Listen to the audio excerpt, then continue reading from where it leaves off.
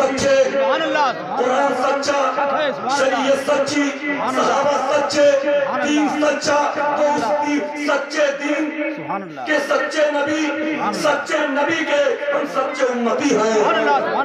इसलिए जो बातें बोलेंगे वो सच्ची बात बोलेंगे। तो हज़रत जब उनका कुतुब शाह गौरी रहमतुल्लाह ताला के इंतकाल का वक्त करीब आया तो आपने अपने मुरीदों को बुलाया। बुलाने के बाद वाकई बिल्कुल सही उतार लीजिएगा और इसको भूलिएगा नहीं। आप जरा देखिए, जब आपके इंतकाल का करीब आया तो करीब आने के बाद आपने मुरीदों को बुलाया, कहा देखो जब मैं इंतकाल कर जाऊंगा और उसके बाद तुम लोग मुझको नहलाना, कफन पहनाना, नमाज जनाजा पढ़ लेना, मेरा जनाजा लेकर के चलना, जनाजा रख देना, अगर जनाजा फिर उठाना, जनाजा उठ जाएगा फिर लेकर के चलना, फिर जनाजा रख देना और उसके बाद फिर उठाना, जनाजा उठ जाएगा फिर लेके चलना। जब तक मेरा जनाजा ना उठे मुझे कब्र में दफन नहीं करना। अब जब आपका इंतकाल हुआ, नहलाया गया, कफन पहनाया गया, नमाज जनाजा पढ़ी गई, मुरीद लेके चल रहे और जब मुरीद लेके चले जनाजा रखे, जब रखे तो उठा दो, उठ जाता। एक दिन जनाजा लेके चलते रहे, 2 दिन जनाजा लेके चलते रहे, 1 महीना जनाजा लेके चलते रहे, 4 महीना जनाजा लेके चलते रहे, 6 महीना जनाजा लेके चलते रहे, साल भर जनाजा लेके चलते रहे। अब उसके बाद जिस गांव से गुजरते, जिस आबादी से गुजरते, जिस शहर से गुजरते, उसके बाद जब वहां जनाजा रखते, लोग पूछते क्या लेके चल रहे हो, ये कहते मुझे पीर का जनाजा लेके चल रहे हैं। तो कितना दिन हुआ इनको इंतकाल हुआ, तो बोले कि साल भर हुआ। तो लोग आकर के चेहरा देखते, बहुत सारे लोग आपके जनाजे को देख करके दामने सामने दाखिल हुआ। सुभान अल्लाह, सुभान अल्लाह, अल्लाह के वली की शान। 1 साल आपका जनाजा लेके चलते रहे, 2 साल आपका जनाजा लेके चलते रहे, 3 साल आपका जनाजा लेके चलते रहे, 4 साल आपका जनाजा लेके चलते रहे, 5 साल आपका जनाजा लेके चलते रहे, 6 साल आपका जनाजा लेके चलते रहे, 7 साल आपका जनाजा लेके चलते रहे, 8 साल अपना उनका जनाजा लेके चलते रहे, 9 साल उनका जनाजा लेके चलते रहे, 10 साल उनका जनाजा लेके चलते रहे, 11 साल उनका जनाजा लेके चलते रहे, यहाँ तक 12 साल तक अपने पीरो मुर्शिद का जनाजा लेके चलते रहे। अरे काबिल मुबारकबाद थे वो मुरीद, काबिल मुबारकबाद थे वो लोग जो अपने पीर की बात पे अमल करके अपने पीर का जनाजा 12 साल तक अपने कंधों पे लेके चलते रहे। सुभान अल्लाह, सुभान अल्लाह, सुभान अल्लाह, सुभान अल्लाह। आप पहुंचते हो कर्नाटक में गुलबर्गा के पास ग्वालियर एक जगह है। आप जब वहां पहुंचते हैं तो देखते हैं कि एक बहुत बड़ा मतलब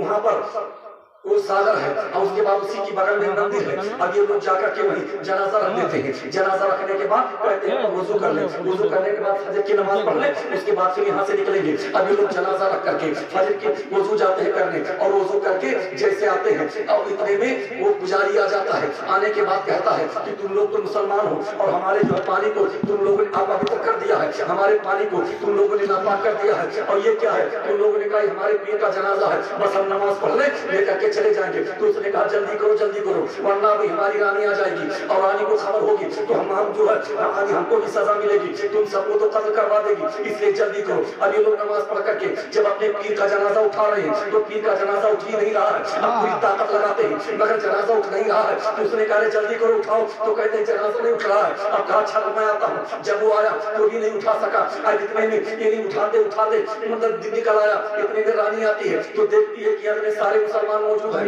उसके बाद पुजारी से कहती है, पंडित से कहती है क्या मामला है। तो उन्होंने कहा कि ये लोग जो आए हैं आने के बाद इसी पानी से इन लोगों ने जो है इसी पानी को इस्तेमाल किया है और उसके बाद नमाज पढ़े। अब जनाजा ये लेकर के चल रहे थे, अब जनाजे उठा रहे हैं तो जनाजा उठ नहीं रहा है। रानी ने कहा उठाओ जल्दी से यहाँ, लेकिन उठ नहीं रहा है। अब राजा तक इत्तला पहुंची। राजा आया, आने के बाद आग बबूला हो जाता है, गुस्से में तिल मिला जाता है, कहता बताइए तुम्हारी हिम्मत, उठाओ जल्दी से यहाँ से जनाजा। लेकिन जब उठा रहे हैं तो जनाजा उठ नहीं रहा है। पहलवान को बुलाया गया, पहलवान का जनाजा नहीं उठा है। आपका हाथी लेकर के आओ। 2 हाथी को लाया गया और लाने के बाद उनके पैरों में मोटे मोटे जंजीर को बांध दिया गया और जनाजे के पाए में भी जंजीर बांध दी गई। उसके बाद खींचा जा रहा है और जब खींचा जा रहा है तो आपका जनाजा तस से मस नहीं हो रहा है, जंजीर टूट गई मगर जनाजा तस से मस नहीं हुआ। अब राजा परेशान हुआ। राजा ने कहा जरा ये माजरा बताइए, जरा ये सारी बात हमको बताइए, मामला क्या है। तो उन लोगों ने कहा कि हमारे गुरु मुर्शिद हैं, ये हमारे गुरु हैं, हम जो है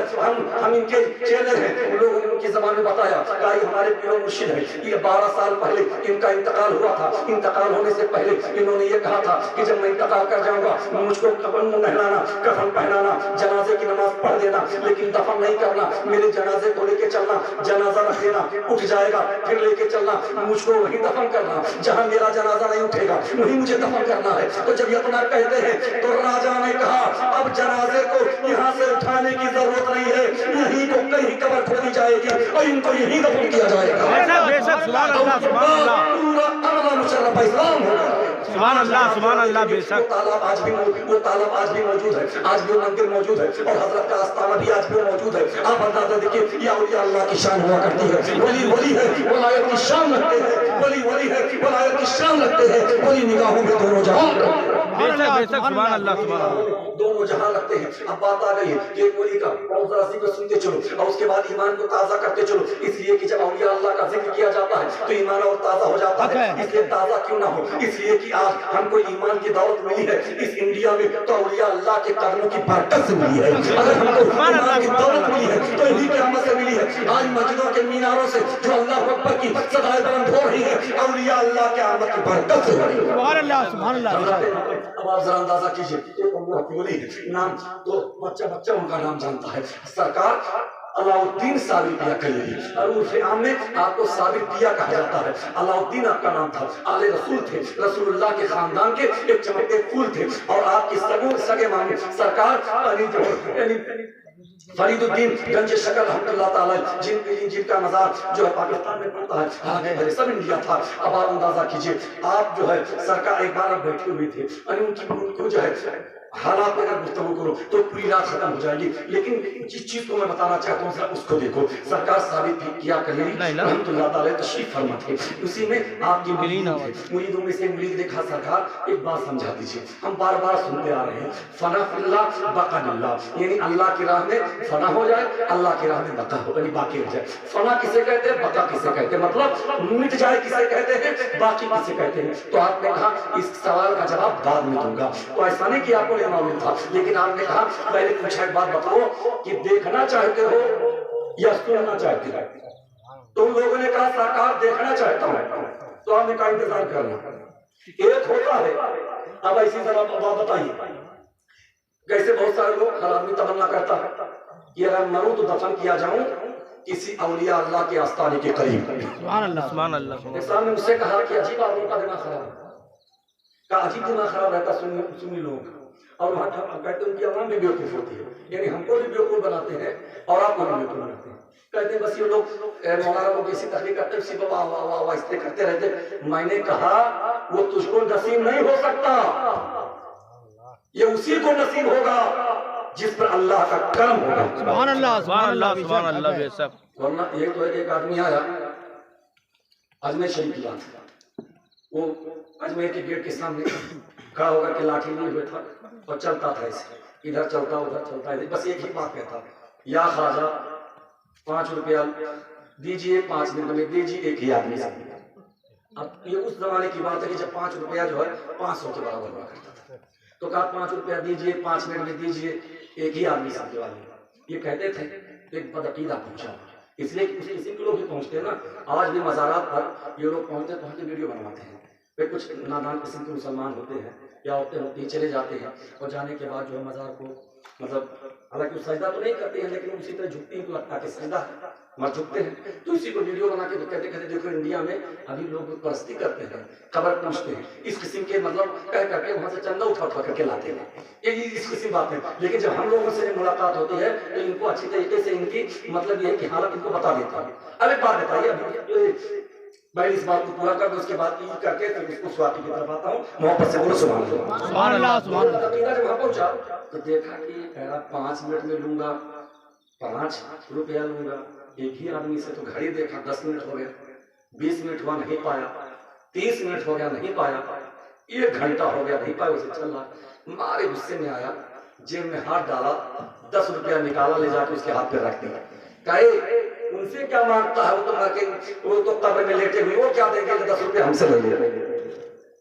जब ये 10 रुपया पाया तो सीधा ख्वाजा के नमाज की मज़ार में गया, कहा ख्वाजा मान गया कि आप अल्लाह के सच्चे वली हैं और आप देते भी हैं, जो मांगता है आप उसे अता करते हैं, आपने दिलाया भी ऐसे आदमी से जो आपको मांगता ही नहीं,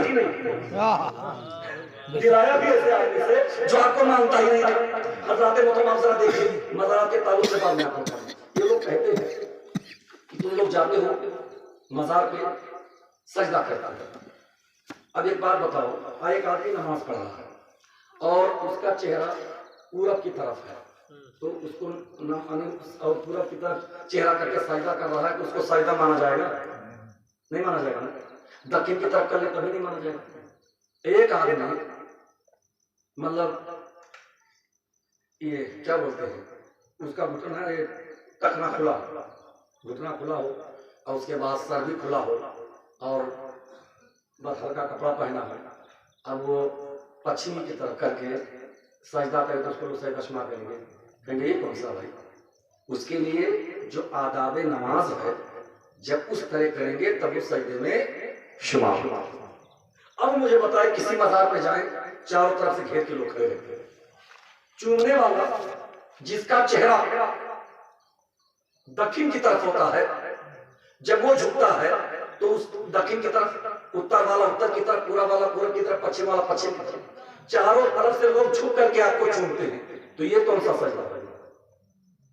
अब ये कहेंगे नहीं नहीं, जो आप झुकते हैं झुकना नहीं चाहिए, तो मैंने कहा हर झुकना सजदा नहीं होता। तो कहा कैसे? मैंने कहा इसलिए हदीस शरीफ में आया हुआ है कि माँ के कदमों के नीचे जन्नत है और माँ के कदम को चूम लो तो गोया तुमने जन्नत के दरवाजे को चूम लिया। अब एक मुसलमान अपने माँ बाप का फरमाबरदार, वो जो अपने माँ के कदम को चूमने जाएगा तो झुकना तो पड़ेगा ना। वो कैसे कह दे कि अम्मा तेरे अपना बड़ा उठा हम चूम ली, तो कितना बड़ा बदतमीज आदमी है, तो चूमने आया कि मतलब जली करने आया। तो इसका मतलब ये हुआ कि जब माँ के कदमों को चूमेगा तो उसको झुकना पड़ेगा। तो अगर हर झुकना सजदा हो जाए तो माँ के कदम को चूमने को क्या कहोगे? ये हदीस तुम भी बयान करते हो, पता ये चला झुका नमाज में भी झुका जाता है और ये अल्लाह के चूमने में भी झुका जाता है, लेकिन दोनों में फर्क है। एक इबादत के लिए झुका जाता है और एक मोहब्बत के लिए झुकी जाती है। सुभान अल्लाह, सुभान अल्लाह, दोनों में फर्क है, एक इबादत के लिए एक मोहब्बत के लिए। तो यानी अब ये देखी जाएगी कि इसकी नीयत क्या है। तो कोई भी मुसलमान औलिया अल्लाह के मज़ार को चूमता है तो सजदे की नीयत से नहीं चूमता। कोई भी झुका है तो सजदे की नीयत से तो झुकता नहीं, झुकता है तो अदबन झुकता है। और जरा देखिए, अब बात आई है तो आप जरा सुनते चलो। ये बात कर रही थी सरकार साबित पिया कलीली की, तो अब जब ये शाम करते हैं कि औलिया अल्लाह के मज़ार के करीब हम दफन किए जाएं, तो इस समय की ऐसा क्यों करते हो दफन किया जाए? मैंने कहा मामला ये है कि औलिया अल्लाह उनके कब्र पर रोजाना रहमत की बारिश बरसती रहती है, सुभान अल्लाह, जन्नत की हवाएं चलती रहती है। तो औलिया अल्लाह के करीब अगर हम दफन कर दिए जाएंगे, हम गुनहगार है, सियाहकार है, जब उनके कब्र में जन्नत की हवाएं चलेंगी, जब उनके कब्र में रहमत की बारिश बरसेगी तो दो चार छींटे हमारे कब्र भी आ जाएंगे और अल्लाह ताला हमें बख्श देगा। सुभान अल्लाह, सुभान अल्लाह। तो सालिह पिया कलीली ने कहा मैं तुझे समझाऊंगा। जब सालिह पिया कलीली का इंतकाल हुआ तो आपने इंतकाल होने से पेश था आपने मुरीदों से कहा देखो जब